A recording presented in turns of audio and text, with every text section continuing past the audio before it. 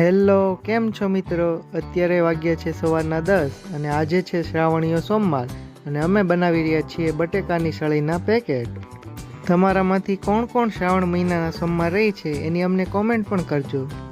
એવામાં અચાનક એક ગ્રાહક આવી ચડ્યા અને એને ગોકુલના પાપડનું પેકેટ જોતું હતું. અમે પૂછ્યું કેટલા ગ્રામનું જોઈએ છે.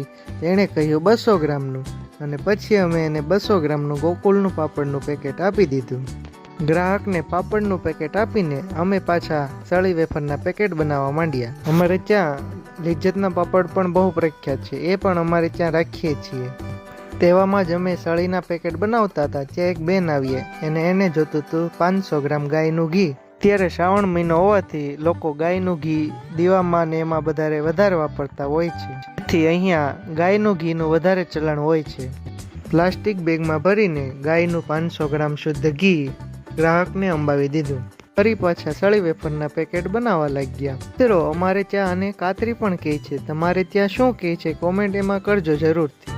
આજે શ્રાવણીયો સોમવાર હોવાથી અમારે ત્યાં ફરાળી આઈટમોની ફૂલ ઘરાગી હતી, એટલે અમે પેકિંગ કરવા માટે પણ નવરા નહોતા, છતાં પણ પેકિંગનો ટાઈમ નીકળી ગયો. એવામાં જ એક બેન આવ્યા અને એણે માંગી કાણકિયાની ચા 250 ગ્રામ. અમે એને 250 ગ્રામનું પેકેટ આપી દીધું. ત્યાં એણે બીજી વસ્તુ માંગી કે ગોગળની અગરબત્તી જોઈ છે મોટું પેકેટ. અમે એને એ પણ આપી દીધી. અમારા ગામમાં કાણકિયાની ચા વધારે પ્રખ્યાત છે. તમારા ગામમાં કઈ ચા વધારે પીવાય છે તે કોમેન્ટ જરૂરથી કરજો. હમણાં અમારે ત્યાં કંઈ વરસાદ આવતો નથી, એટલે ગરમી પણ બહુ પડતી હતી, એટલે પરસેવો પણ બહુ પડતો હતો. અમારા ગામમાં તો વરસાદ નથી. તમારા ગામમાં વરસાદ છે કે નહીં એ પણ કોમેન્ટ કરજો મિત્રો. વરસાદ ન હોવાથી હીરામાં પણ ફૂલ મંદી આવી ગઈ છે અને ઘરાગી પણ છે નહીં, એટલે ઘરાગી ધીમે ધીમે ચાલ્યા રાખે છે.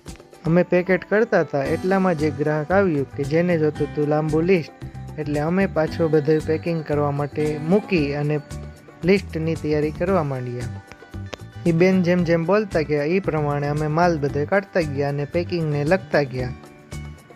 લિસ્ટ તૈયાર થઈ ગયા બાદ બધાય પેકિંગને, જેમ કે ગુલાબ બેસન અને મેંદો, ગુલાબ જાંબુ, 500 ગ્રામ મોટા મગ, 1 કિલો દેશી બાજરો અને એરિયલના લિક્વિડના 2 પાઉચ 10-10 વાળા આપીને એને થેલીમાં ભરીને એને બધે માલ ગણાવી દીધો અને એનું બિલ પણ એને આપી દીધું. બિલના પૈસા હતા 350, એટલે બાકીના 150 રૂપિયા આપીને 500 રૂપિયા લઈ લીધા.